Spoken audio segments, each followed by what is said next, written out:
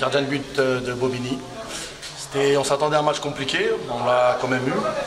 Après, c'est vrai que le carton rouge nous a fait gérer le match tranquillement, mais on sent vraiment qu'il y a beaucoup de qualité dans cette équipe et qu'on a vu tranquille, la qualification n'est pas vraie.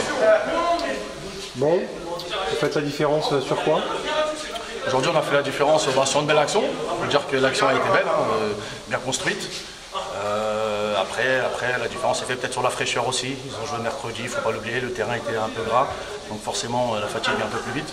Donc je pense aussi que nous on a essayé de jouer là-dessus, à mettre du rythme vraiment du début à la fin, parce qu'on savait qu'à un moment donné ils allaient peut-être fatiguer. Donc on a vraiment joué là-dessus, à essayer de mettre beaucoup de rythme et de les fatiguer le plus rapidement possible pour pouvoir profiter justement de leur manque de fraîcheur.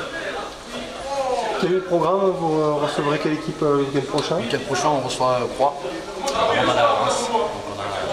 Même si le classement peut faire croire que c'est jamais facile, tous les matchs sont compliqués dans cette division.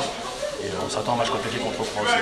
Qu'est-ce que vous visez cette saison? Nous, le maintien, voilà, il nous reste encore quelques points à prendre, parce qu'on fait une belle saison. Et une fois qu'on jouera le maintien, on va essayer de garder cette troisième place, parce qu'on sait que les deux premières, malheureusement, sont inaccessibles avec ceux de Bastia. Donc du coup, voilà, c'est se maintenir le plus rapidement possible et essayer de garder cette troisième place.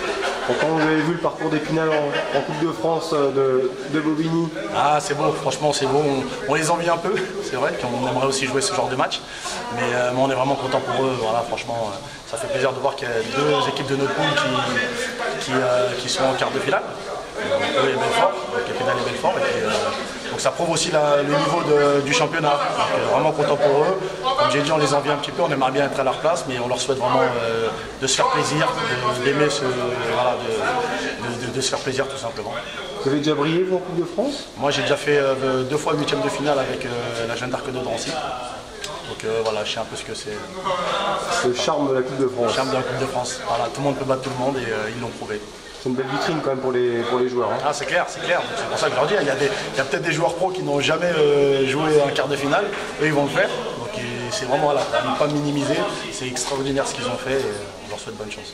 Est-ce qu'ils seront désavantagés au stade Marcel-Picot face à Saint-Etienne sur une pelouse semi-synthétique?